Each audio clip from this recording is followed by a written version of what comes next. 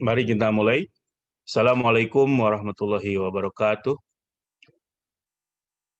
Selamat berjumpa kembali di mata kuliah kita, Sosiologi Lingkungan. Di hari ini, di minggu ini, kita memasuki pertemuan yang keempat, di minggu keempat. Di minggu ini kita akan mulai secara spesifik membahas apa itu sosiologi lingkungan. Kalau sebelum-sebelumnya kita masih membahas semacam background atau latar belakang bagi mata kuliah kita, nah mulai minggu ini kita akan memasuki apa sih sebenarnya sosiologi lingkungan itu. Nah di minggu ini kita akan memulai dengan semacam latar belakang sejarah kemunculan sosiologi lingkungan. Kita akan bertanya kapan sosiologi lingkungan muncul, kemudian apa yang menjadi objek kajian sosiologi lingkungan dan bagaimana signifikansi atau pentingnya urgensi sosiologi lingkungan di masa kini dan masa mendatang. Untuk itu supaya Anda lebih memahami topik ini, saya akan berbagi screen bagi Anda mengenai topik kita di hari ini ya.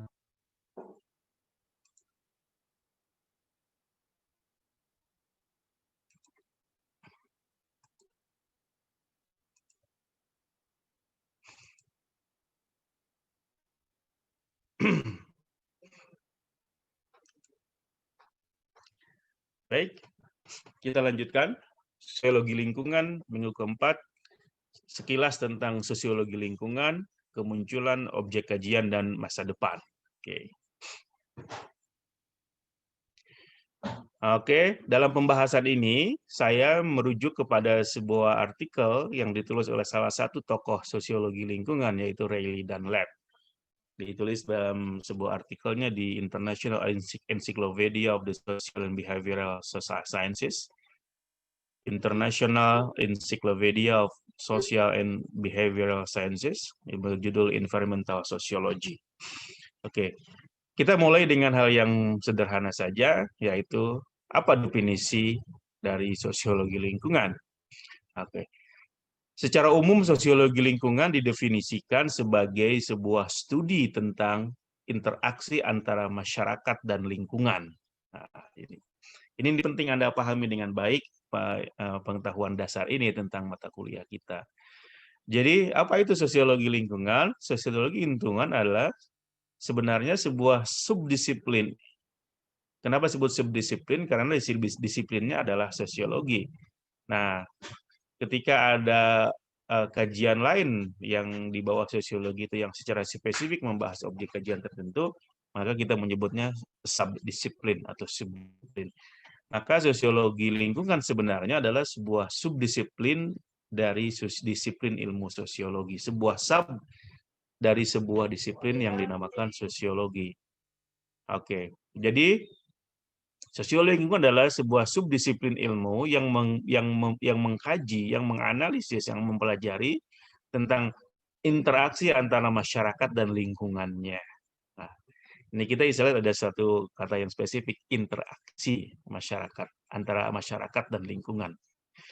Nah, dalam sosiologi lingkungan ini para ahli membahas bagaimana masyarakat itu mempengaruhi lingkungan. Oke, nah, para ahli sosiologi lingkungan mempelajari bagaimana masyarakat itu mempengaruhi terhadap persoalan-persoalan lingkungan yang muncul.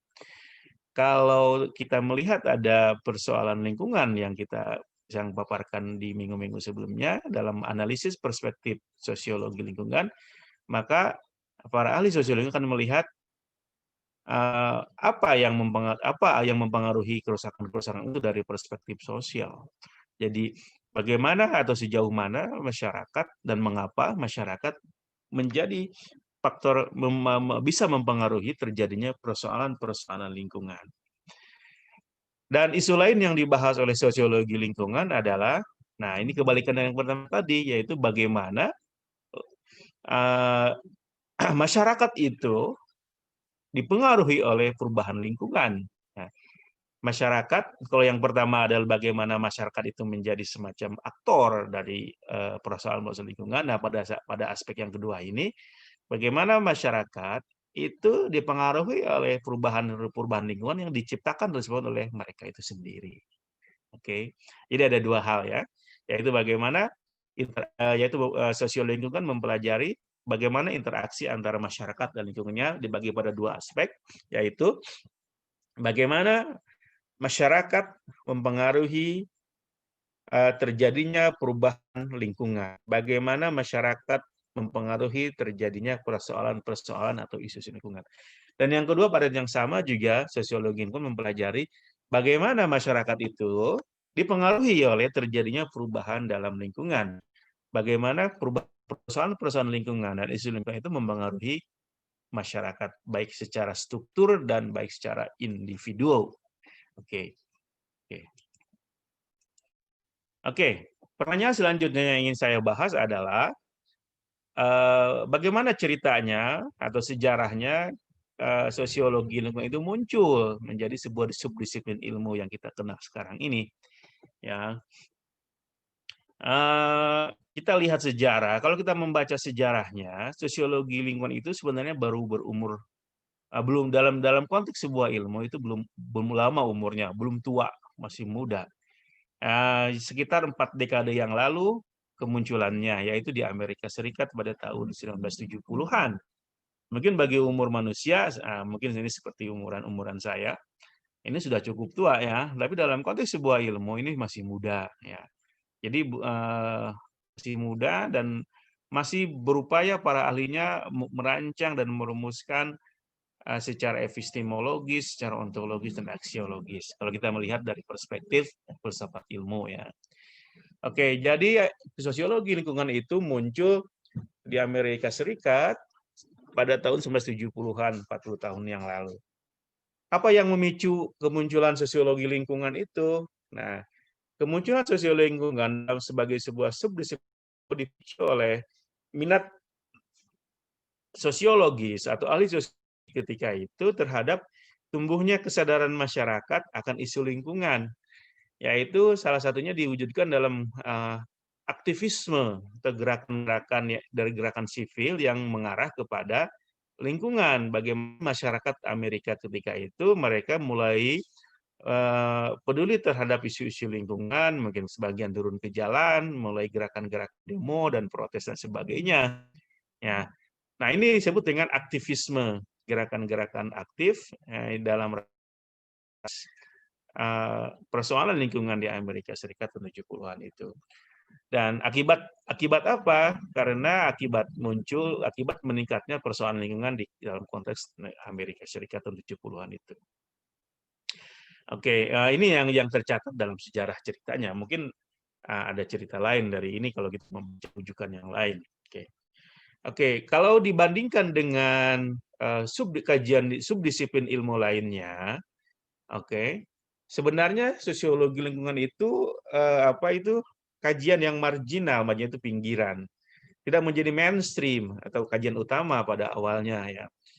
Jadi para ahli sosiologi ketika itu tahun 70-an ke belakang gitu belum menganggap isu lingkungan menjadi isu penting dalam sosiologi. Karena itu ketika muncul itu belum banyak diperhatikan oleh sosiologi. Karena itu masih bersifat marginal, pinggiran. Belum menjadi isu-isu subdisiplin ilmu yang pokok, yang mainstream seperti sosiologi agama misalnya, sosiologi politik dan sebagainya. Nah, sosiologi lingkungan ini masih dianggap subdisiplin yang marginal.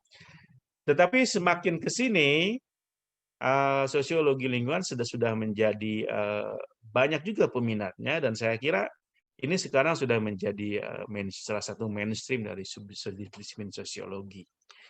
Nah, buktinya apa? Sejak tahun 70-an sampai sekarang, sosiologi lingkungan sudah banyak diajarkan di kampus-kampus ternama, di kampus-kampus dunia, baik di Amerika, walaupun munculnya di Amerika Serikat ketika itu, tapi juga memang kampus-kampus Amerika Serikat yang pertama kali mengajarkan atau memperdalam soal isu lingkungan dalam perspektif sosiologis. Tapi juga kemudian menyebar ke kampus-kampus universitas-universitas di Eropa, ya gitu, dan nanti akan ke Asia juga. Nah, kemudian semakin meningkatnya minat para ahli sosiologi tentang isu lingkungan ini, maka bermuncullah kajian-kajian ilmu sosiologi dalam perspektif ilmu sosiologi yang membahas tentang lingkungan. Oke, dibukalah departemen-departemen yang membahas tentang atau kita jurusan-jurusan yang membahas tentang sosial lingkungan atau setidaknya menjadikan isu lingkungan dalam sebuah mata kuliah. Nah, seperti mata kampus kita salah satu buktinya, mata kuliah jurusan kita sosiologi di FISIP UIN Bandung ini sudah menjadikan sosiologi lingkungan sebagai sebuah mata kuliah yang sangat penting dalam jurusan sosiologi. Dan dengan menjadikannya sebagai mata kuliah inti dan memberinya beban SKS yang 3 SKS. Berarti itu menunjukkan adalah sosiologi lingkungan itu berarti adalah mata kuliah yang sangat penting bagi Anda sebagai mahasiswa sosiologi. Nah, ini membuktikan bahwa sekali lagi bahwa sosiologi lingkungan sudah menjadi isu yang sangat penting sudah menjadi sebuah subdisiplin ilmu yang penting dalam sosiologi modern sekarang ini. Nah, menyebar juga awalnya memang Amerika ke Eropa ke Asia dan belahan dunia lain termasuk di negara kita khususnya di kampus kita UIN Bandung. Kemudian bukti lainnya bahwa lingkungan menjadi isu penting dalam sosiologi adalah berdirinya asosiasi sosiologis yang memberikan perhatian terhadap isu lingkungan. Misalnya dengan menjadikannya sosiologi lingkungan sebagai bagian dari asosiasi sosiologi Amerika, American Sociological Association, atau asosiasi sosiologi di Eropa. Kalau di Asia mungkin masuk juga dalam asosiasi sosiologi, misalnya yang di Jepang ya, namanya Japanese Association for Environmental Sociology. Jadi asosiasi Jepang bagi sosiologi lingkungan. Nah, semua ini menunjukkan bahwa memang pada awalnya sosiologi lingkungan adalah sebuah subdisiplin ilmu yang marginal dan belum lama umurnya dibanding subdisiplin lainnya, tetapi kemudian berkembang menjadi besar dan kemudian menjadi perhatian salah satu perhatian utama di kampus-kampus besar di Eropa, di Amerika, di Asia, dan termasuk di negara kita. Dan isu lingkungan menjadi salah satu mainstream dalam subdisiplin ilmu yang menamakannya dengan sosiologi lingkungan.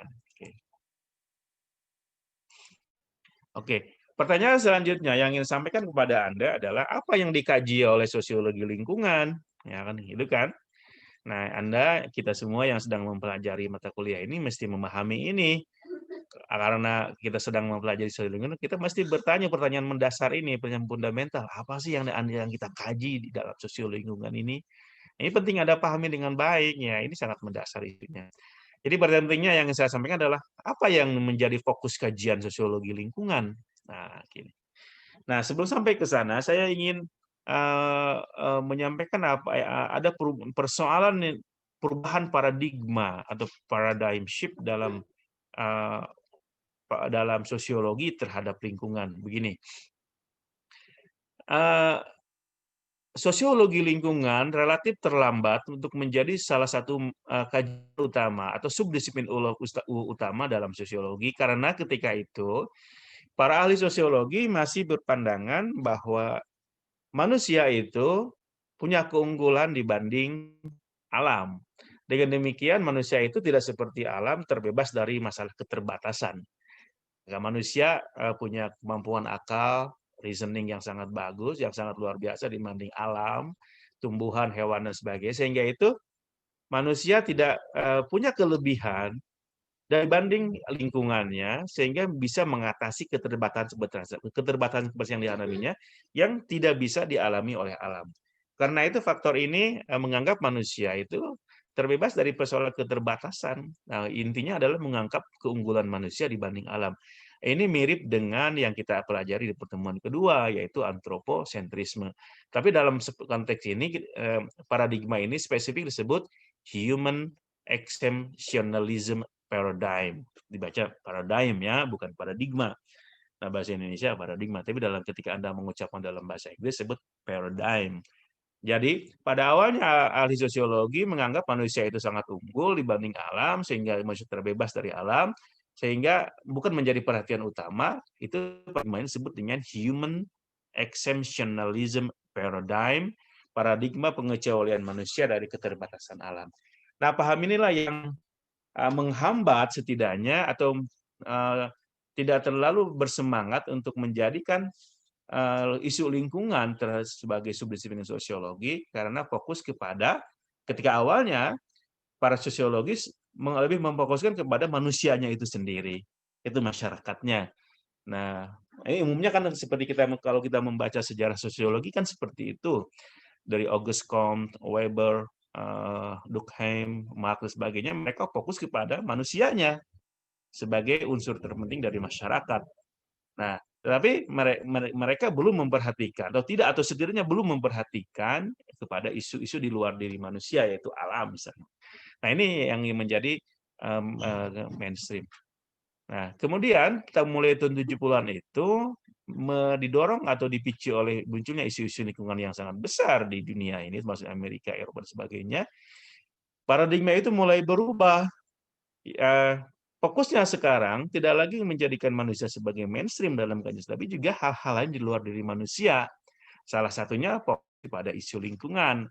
Nah, perubahan paradigma inilah yang disebut dengan New Ecological Paradigm atau paradigma ekologis baru. Maksudnya adalah apa? Nah, para ahli sosiologi sekarang mulai memperhatikan dengan paradigma ini bahwa pentingnya memperhatikan persoalan ekologis atau lingkungan dan tidak boleh hanya fokus kepada manusianya. Karena bagaimanapun manusia dan alam itu dengan ekologi itu punya sangat kaitan yang erat, saling pengaruhi. Oke, nah inilah yang munculnya paradigma baru dalam kajian sosiologi yang nanti mendorong lahirnya subdisiplin yang disebut sosiologi lingkungan.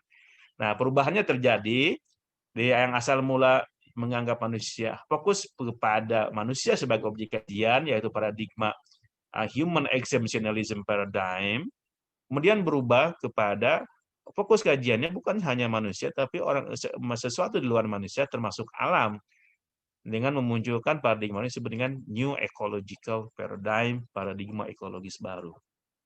Nah, selain itu juga didorong oleh krisis energi tahun 73-74. Nah, 73-74 itu kan dunia termasuk Amerika Serikat, di mana konteks kelahiran sosiologi itu muncul, itu mengalami krisis minyak. Nah, minyak dikurangi oleh negara-negara produsen yang OPEC, termasuk Arab Saudi dan Indonesia ketika itu, akibatnya minyak menjadi melonjak. Jarang. Nah, bagi negara-negara maju seperti mereka itu menjadi semacam bencana, tapi negara-negara produsen minyak seperti Indonesia ketika Pertamina 70-an itu menjadi booming, menjadi anugerah, kaya. Negara-negara produsen seperti Arab Saudi, Indonesia itu mengalami booming minyak sehingga ekonomi mereka meningkat. Nah, krisis ekonomi inilah yang memicu negara mengalami ketergantungan terhadap fossil fuels, artinya terhadap minyak bumi yang dari fosil. Nah, kemudian dipicu juga oleh parahnya polusi udara dan air pada 70-an. Nah, akibat kita tahu pasti ini disebabkan oleh industrialisasi, ya.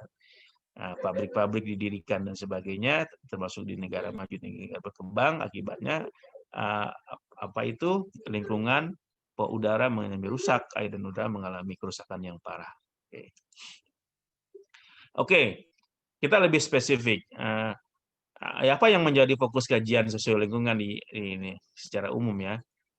Pada awalnya, para ahli sosiologi lingkungan melakukan riset atau penelitian.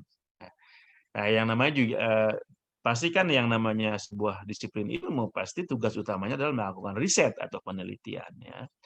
Nah, apa yang dilakukan oleh para sosiolog awal tentang lingkungan? Nah, mereka melakukan riset-riset awal mengenai apa yang disebut dengan opini publik tentang isu lingkungan. Jadi mereka berupaya melakukan survei bagaimana sih pandangan masyarakat tentang isu lingkungan itu, ya. Oke. Kemudian mereka melakukan analisis tentang gerakan lingkungan. Nah, saya kira ini termasuk yang sebut tadi. Salah satu pemicu gerakan subdisiplin ilmu sosial lingkungan adalah munculnya gerakan-gerakan aktivisme yang peduli terhadap lingkungan. Nah, oleh para ahli sosiologi munculnya gerakan-gerakan lingkungan ini yang peduli ini menjadi objek kajian mereka. Baik gerakan ini bersifat individual atau organisasi. Nah, yang paling terkenal kan sekarang kita lihat, ya, gerakan organisasi, gerakan lingkungan yang sangat terkenal misalnya ada Greenpeace. Nah, saya harus tahu tuh ya Greenpeace. Di Indonesia ada WALHI, ada WWF, World Wide Fund, gitu dan sebagainya. Mereka juga pada awalnya riset awal yang mereka lakukan adalah mengkaji tentang bagaimana respon lembaga pemerintah terhadap isu lingkungan. Kemudian juga bagaimana media mengcover atau melakukan framing terhadap isu-isu lingkungan dan sebagainya. Bagaimana ilmuwan memandang isu lingkungan, dan juga terakhir mereka melakukan riset tentang bagaimana partai politik melihat isu-isu lingkungan. Nah, dalam riset-riset awal mereka itu, dalam kajian-kajian awal mereka itu, para ahli sosiologi menggunakan, tentu saja karena mereka adalah ahli sosiolog, mereka menggunakan teori-teori sosiologis. Ya, Anda juga kalau sekarang Anda mahasiswa sosiologi, maka dalam analisis Anda terhadap apapun Anda harus menggunakan perspektif sosiologis. Teori-teori yang Anda sudah pelajari di kelas Anda itu Anda gunakan sebagai pisau analisis dalam mempelajari isu-isu di sekitar Anda. Nah, begitu juga ahli sosiologi, karena mereka adalah sosiolog, tentu saja dalam menganalisis eh, kajian-kajian, objek-objek kajian mereka, itu menggunakan perspektif sosiologis. Teori apa yang mereka gunakan? Misalnya umumnya nih, Anda harus tahu nih, karena mereka menggunakan teori gerakan sosial, social movement theory, social movement theory. Nah, mungkin Anda belajar di semester lalu mengenai gerakan sosial. Nah, sosiolog menggunakan teori gerakan sosial dalam menganalisis gerakan-gerakan yang pro lingkungan, dan termasuk juga gerakan yang anti lingkungan. Ya, bagaimana uh, para gerakan itu dianalisis dalam perspektif sosiologi, teori gerakan sosial, ya, social movement.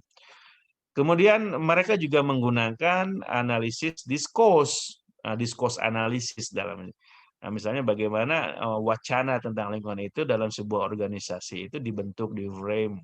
Nah, bagaimana pandangan seseorang tentang atau kelompok terhadap lingkungan, dan apa yang membentuk pandangan itu atau diskursus itu yang dianalisis dengan melalui pandangan atau teori discourse analisis, analisis diskursus, analisis wacana. Kemudian juga mereka menggunakan pendekatan budaya. Nah, tentu saja karena isu lingkungan itu berkaitan dengan masalah tradisi dan budaya, maka pendekatan budaya atau kultural menjadi sangat penting dalam menganalisis isu-isu lingkungan. Oke. Oke, mari kita lebih spesifik mengenai fokus kajian sosiologi lingkungan ini, ya. Oke, secara umum ahli sosiologi lingkungan itu mempelajari 3 hal yang menjadi fokus kajian mereka. Yang menjadi sosiologi lingkungan itu secara umum mempelajari 3 hal. Jadi ada 3 fokus kajian utama sosiologi lingkungan. Ya, yang pertama, para ahli sosiologi lingkungan berupaya mempelajari dan mengkaji apa sebab-sebab dan faktor-faktor pendorong persoalan lingkungan. Nah, ini saya kira. Kan banyak isu lingkungan yang kita jelaskan di minggu lalu.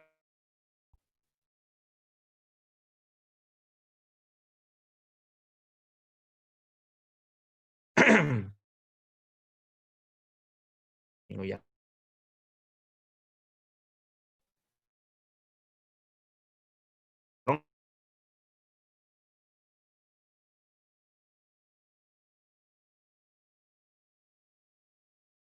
nah, itu ya.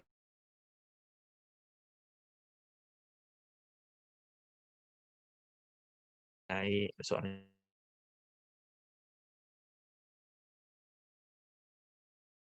mereka menemukan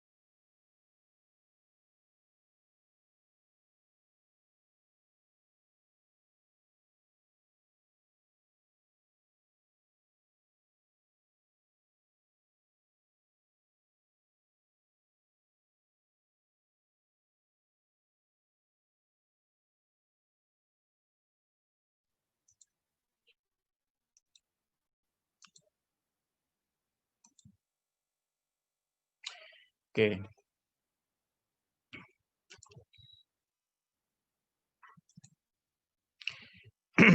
Oke. Oke. Yang ketiga, faktor pendorongnya adalah konsumsi masyarakat yang materialistik. Maksudnya, masyarakat semakin meningkat ke konsumsi mereka terhadap pangan, terhadap non-pangan, teknologi, dan sebagainya, tetapi masih bersifat terzik yang tidak terkendali.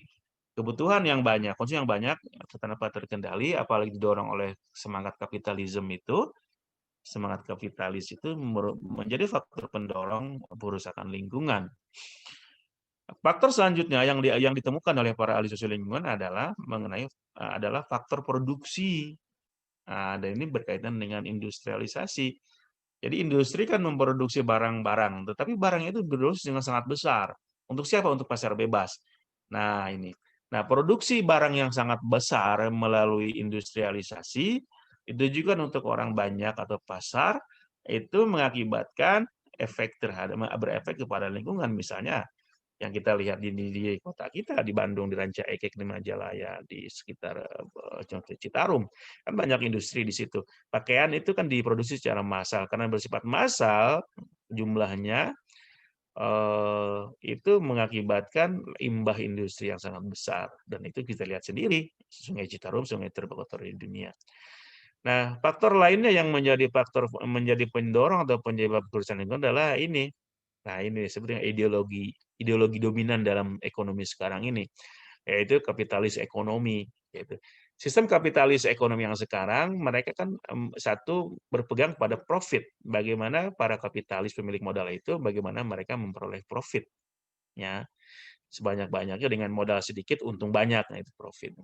Kemudian private property, mereka mendorong kepemilikan pribadi, mereka mengakumulasi kapital untuk mereka sendiri, dilawankan dengan para buruh. Nah, prinsip mereka adalah free market economy. Free market economy itu ekonomi pasar bebas. Ya udah, siapa yang mereka jual ke pasar mau dan menginginkan mereka jual. Nah, karena itu semua prinsip ini mengabaikan kadang-kadang isu lingkungan. Nah, faktornya ini yang ada yang menarik nih, pandangan kritis. Negara kaya, nah ini kita fakta nih, mungkin ada nanti kita bahas dalam diskusi. Negara kaya itu pada kenyataannya sekarang mereka berhasil, yang dulunya mereka industri, lalu mereka mengangkat isu lingkungan, sekarang negara kaya itu seperti Amerika, ada beberapa negara Eropa, mereka sekarang berhasil atau setidaknya menahan laju kerusakan lingkungan mereka. Dengan cara bagaimana? Dengan menjadikan negara miskin sebagai tempat buang polusi mereka. Bagaimana itu? Nah, sekarang kita lihat, negara-negara kaya itu kan industrinya sekarang tidak lagi di negara mereka, tapi pindah ke negara berkembang. Laptop yang kita pakai itu kan tidak lagi diproduksi di sana, kebanyakan negara-negara berkembang, Cina, Vietnam, Indonesia. Oke. Kaos yang terkenal Nike dan sebagainya itu kan tidak diproduksi negara mereka, industri garmennya, tapi negara berkembang seperti Vietnam, Indonesia, Bangladesh. Akibatnya mereka setidaknya secara lingkungan aman atau tidak mengalami kerusakan lebih parah. Nah, sebaliknya terjadi kerusakan negara berkembang termasuk negara kita. Oke, Freeport itu jelas itu ya, itu buktinya. Selanjutnya isu yang kedua yang menjadi fokus kajian sosiologi lingkungan adalah dampak degradasi lingkungan. Ya, oke. Nah, para ahli sosiologi mencoba untuk menganalisis apa sih dampak kerusakan lingkungan itu. Dampak degradasi lingkungan itu penurunan kualitas lingkungan. Nah, mereka menemukan bahwa kerusakan lingkungan itu atau degradasi lingkungan itu memiliki dampak luar biasa secara sosial. Misalnya kepada kelas sosial dan dampak terhadap kelas sosial dan ras. Pada faktanya kerusakan lingkungan itu ternyata tidak menimpa kepada kelas orang-orang kaya, tidak menimpa kepada kalangan kapitalis, kepada borjuis, tidak menimpa kepada kalangan atas secara ekonomi. Tapi justru dampak itu terjadi kebanyakannya kepada kelas bawah. Kelas menengah bawah, terutama kalangan bawah, kalangan ekonomi yang lemah, buruh, atau masyarakat kecil lainnya. Siapa yang terkena rusaknya air dari sebuah industrialisasi? Soalnya di Cilanca Ekek tentu bukan para pemilik modalnya. Para kapitalis pemilik perusahaan itu mereka tinggal di rumah-rumah yang sangat mahal, yang aman, mungkin di apartemen yang sangat mahal, jauh dari polusi udara, polusi tanah. Tapi orang-orang yang tinggal di sekitar pabrik itu, mereka tinggal dengan bau got yang sangat menyengat, misalnya air yang terkontaminasi dari pabrik itu, dan mereka sudah miskin secara ekonomi, kelas bawah sudah terkena lagi dampak yang paling parah dari kerusakan lingkungan itu. Nah, intinya penemuan ini adalah dalam proses sosial lingkungan, dampak lingkungan itu justru dialami paling parah oleh kelas menengah. Kelas bawah, kelas miskin. Mereka sudah miskin secara ekonomi, secara sosial termarginalkan sebagainya, paling parah lagi terdampak ekonomi. Karena mereka tidak punya kemampuan untuk pindah, yang punya uang dan sebagainya. Nah, yang kedua, dampak terhadap negara miskin atau berkembang, saya sebutkan tadi. Negara miskin atau berkembang lebih banyak diduduki oleh sistem ekonomi global yang melalui industrialisasi dan pre-market ekonomi itu. Nah, negara-negara berkembang ditekan untuk menjaga lingkungan mereka karena mereka dianggap sebagai penyedia sumber bahan baku bagi perusahaan negara kaya. Nah, perusahaan-perusahaan negara-negara kaya itu kan sudah kehilangan sumber alamnya, maka mungkin tidak punya Amerika, Eropa. Dari mana mereka memperoleh sumber produksi mereka dari negara-negara berkembang, termasuk negara Indonesia? Sebenarnya kayu. Mereka tidak punya lagi kayu. Nah, ambil dari Indonesia, ditebangin kayunya oleh kita.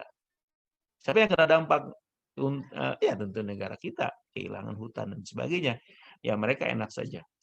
Nah, jadi negara miskinlah yang mengalami dampak paling parah dari kerusakan lingkungan ini. Dan ini ironisnya, negara miskin termasuk Indonesia menjadi tempat buang sampah, buang limbah negara-negara kaya. Limbah industri dari negara-negara kaya itu dibuang ke mana? Mereka tidak ingin kotor rumah mereka sendiri, mereka buang kotorannya, sampah dari mereka ke negara-negara kaya. Tapi dibungkus dengan apa? Daur ulang. Nah, ini aneh nih orang Indonesia ini. Beberapa tahun yang lalu nih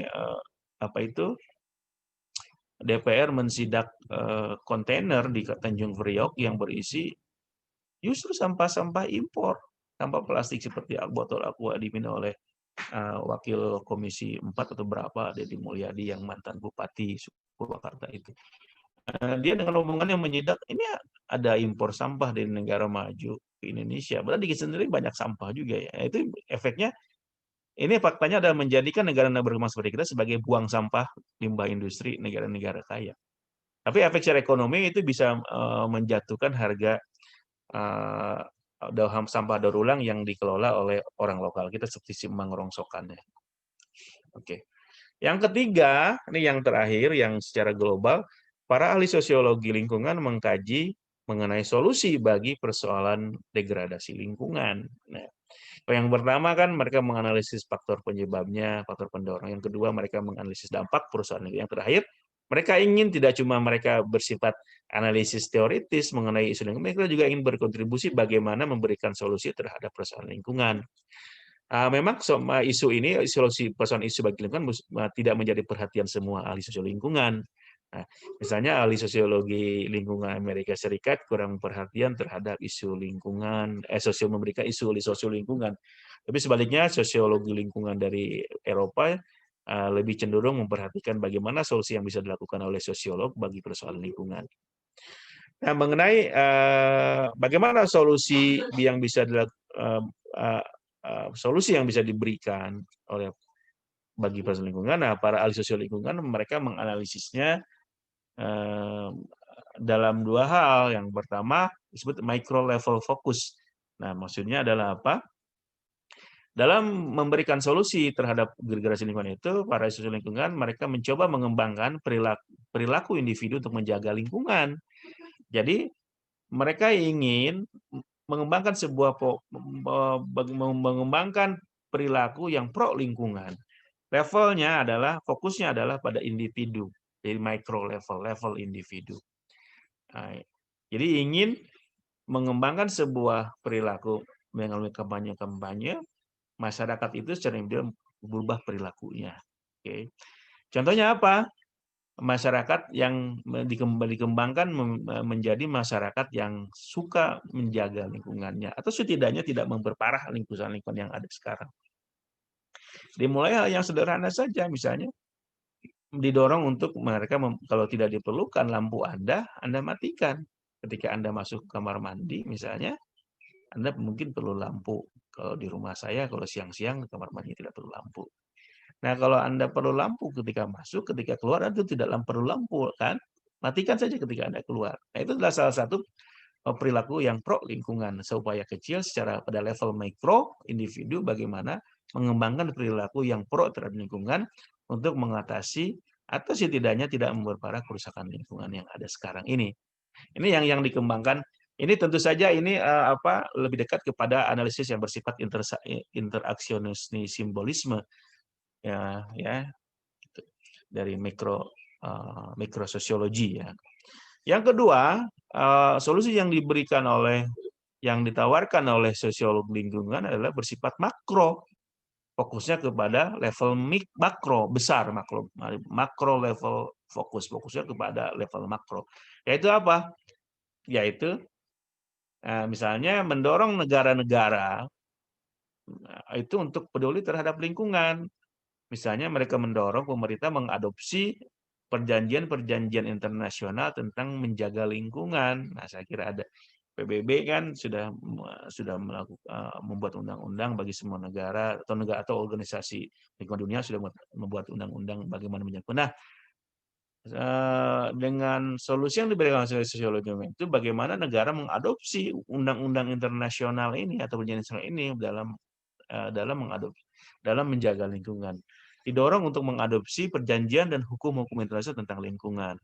Jadi undang-undang yang ada dan terus undang-undang yang ada di level negara itu juga pro terhadap lingkungan. Jadi pada level. Nah, ini disebut dengan solusi bagi level makro bagi sebuah negara.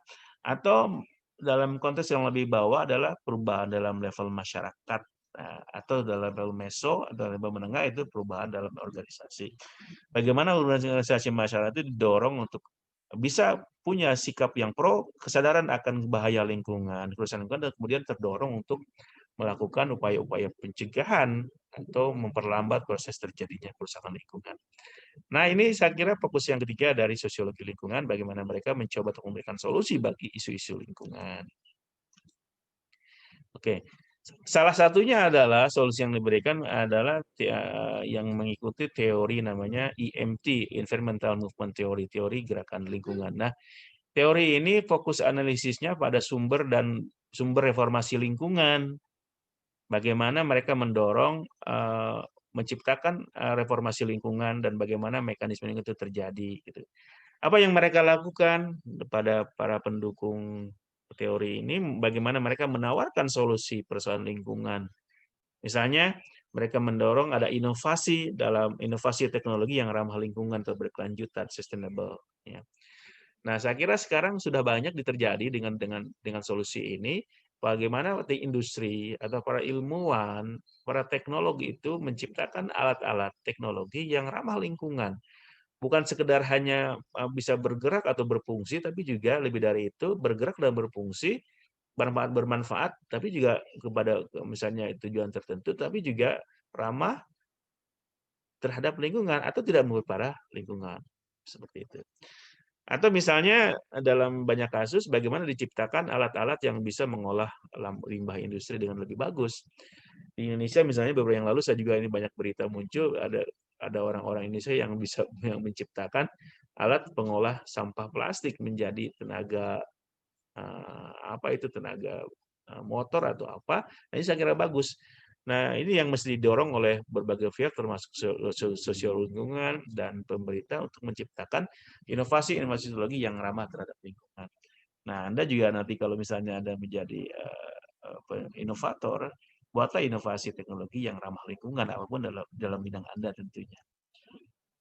Yang didorong lainnya oleh solusi yang diberikan oleh sosiologi adalah mereka mendorong adanya sistem ekonomi yang ramah lingkungan. Tadi kan sebutkan kapitalisme itu umumnya adalah tidak perlu terhadap lingkungan, mereka yang penting untung, profit, gitu kan, market, pasar, dan sebagainya.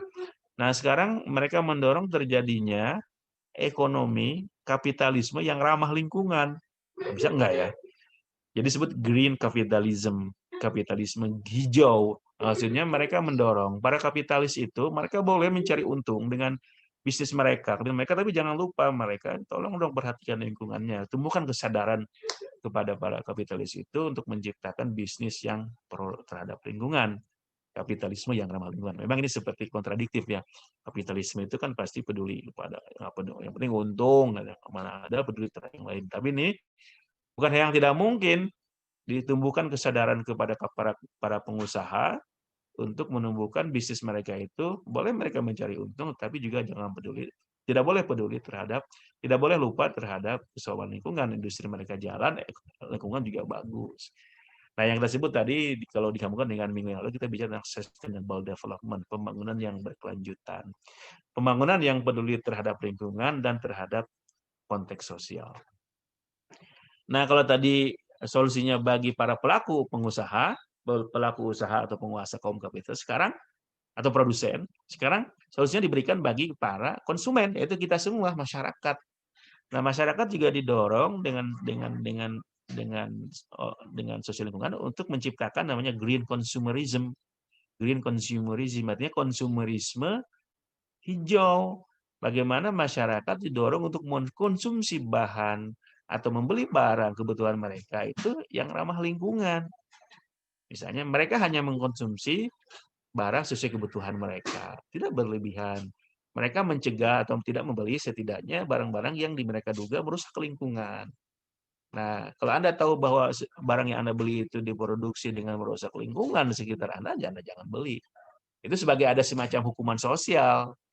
Nah, itu dalam rangka mengembangkan green consumerism. Kalau pengalaman saya misalnya ketika saya tinggal di Australia, sebuah perusahaan potato chips, keripik kentang, dia menolak menggunakan minyak sawit produksi Indonesia untuk menggoreng kentangnya. Karena mereka menduga minyak sawit produksi Indonesia itu ditanam di lahan-lahan dengan merusak hutan. Nah, saya kira itu betul. Di Kalimantan dan Sumatera, sawit-sawit kita ditanam dengan merusak alam. Nah, mungkin ada yang tidak juga ya, dengan merusak hutan. Nah, green consumerism yang dilakukan ini salah satu contoh bahwa mereka menolak perubahan atau produk yang diproduksi dengan merusak lingkungan. Nah, Anda juga bisa melakukan itu kalau Anda tahu bahwa barang sekitar yang Anda beli itu suka merusak lingkungan, Anda jangan beli.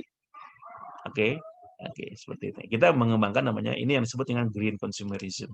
Oke, konsumeris, sikap konsumeris yang ramah lingkungan. Oke, isu terakhir yang ingin saya sampaikan kepada Anda adalah bagaimana perkembangan masa depan sosiologi lingkungan. Nah, ini bagaimana sih nanti prospeknya sosiologi lingkungan di masa depan? Apakah masih punya urgensi atau tidak sosiologi lingkungan bagi kita bumi ini di masa depan? Nah, sosiologi lingkungan sudah berumur 4 dekade. Oke, saya kira memang masih muda sebagai definisi ilmu, tapi sudah cukup mapan sebagai sebuah bidang kajian yang sudah terbentuk epistemologinya, ontologinya, aksiologinya secara filsafat ilmu. Dan ternyata perkembangan sosiologi lingkungan itu sudah menyebar ke berbagai banyak tempat, bukan cuma di Amerika sebagai tempat lain, tapi juga banyak ke negara-negara wilayah-wilayah lainnya, ke benua-benua lainnya, termasuk ke Asia. Oke, melahirkan sosiologi lingkungan model lokal. Misalnya di Jepang, mereka mengembangkan sosiologi lingkungan model Jepang, maupun dalam perspektif Barat. Di Indonesia, saya kira kita juga begitu. Memang di Indonesia, kita mesti juga mengembangkan sosiologi lingkungan ala Indonesia. Di mana Indonesia itu bisa menjadi kajian penting dalam menganalisis persoalan lingkungan sebagai dampak dan solusi. Menganalisis dampak, terus juga solusi bagi persoalan lingkungan Indonesia. Saya kira khususnya orang Sunda itu banyak memiliki kekayaan luar biasa dalam segi local wisdom dalam hal menjaga lingkungan ya. Oke, dan saya kira kalau kita mengenal misalnya kita ada hutan tutupan, hutan larangan itu salah satu bentuk kearifan lokal dalam menjaga lingkungan. Dalam menjaga lingkungan ini menjadi objek penting bagi kita mengembangkan sosial lingkungan lokal Indonesia. Nah, Anda mesti lakukan itu. Bagaimana sosiologi di masa depan? Saya berasumsi bahwa sosiologi lingkungan akan menjadi semakin penting di masa depan. Karena semakin tumbuh kesadaran di kalangan masyarakat, di kalangan pemerintah, dan pengusaha atau masyarakat individu akan pentingnya menjaga lingkungan. Saya yakin masyarakat semakin memiliki kesadaran. Nah, Anda memakai kelas saya itu dalam upaya Anda menumbuhkan kesadaran ini. Dan nanti sosiologi lingkungan akan semakin penting memberikan analisis ilmiah akademik, saintifik bagi dampak-dampak lingkungan, bagi solusi lingkungan dan sebagainya. Nah, maka sosial lingkungan memiliki peranan penting di masa depan dalam rangka memberikan arahan dan guidance dan masukan baik pada individu, pada masyarakat, pemerintah dalam rangka menjaga lingkungan kita atau setidaknya tidak memperparah kerusakan lingkungan yang ada. Sosial lingkungan akan memberikan kontribusi bagi analisa, analisa dan solusi perubahan lingkungan di luar batas-batas ruang-ruang akademia. Nah, memang sosiologi itu bersifat akademis, dianalisis secara akademis oleh ahli sosiologi lingkungan. Tapi nanti sosiologi lingkungan akan keluar dari ruang-ruang akademik itu memberikan kontribusi bagi masyarakat sekitar, bagi pemerintah, bagi pengusaha dan sebagainya. Maka kalau Anda tertarik dengan sosiologi lingkungan, saya kira akan sangat bagus. Anda bisa memberikan masukan-masukan akademik kepada baik itu perusahaan misalnya, pemerintah dan sebagainya, termasuk kepada diri Anda sendiri dan orang sekitar Anda bagaimana pentingnya menjaga lingkungan di masa depan. Jadi saya pikir prospek sosiologi akan sangat terang bagi di masa depan perkembangannya ya. Oke. Mengingat persoalan lingkungan masih sangat serius sekarang ini dan kita semua perlu adanya kesadaran tinggi untuk mencegah kerusakan yang lebih parah bagi lingkungan ini karena bumi ini diciptakan bukan untuk kita saja. Bumi ini bukan dimiliki oleh kita saja tapi dimiliki oleh generasi-generasi setelah kita, oleh anak Anda, cucu Anda, buyut Anda dan sebagainya. Tentu saja Anda tidak ingin mewariskan bumi yang parah, yang rusak, udaranya yang rusak, sehingga mereka tidak bisa minum, tidak bisa bernafas, dan sebagainya, kan? Karena itu, kontribusi Anda sekarang sangat penting bagi kelestarian lingkungan di masa depan, bagi generasi mendatang, bagi anak cucu Anda. Oke. Oke. Saya kira itu penjelasan global saya tentang topik kita di minggu hari ini. Kita sudah memasuki isu inti kuliah kita dengan membahas semacam sejarah kemunculan sosiologi lingkungan, apa yang menjadi objek kajiannya dan bagaimana perspektif sosiologi di masa atau prospek sosiologi di masa depan. Saya harap Anda bisa menangkap poin-poin saya dengan baik dan punya gambaran yang memadai tentang mata kuliah kita ini. Oke, ini penting Anda pahami dengan baik. Oke, terima kasih. Sampai ketemu di pertemuan selanjutnya. Assalamualaikum.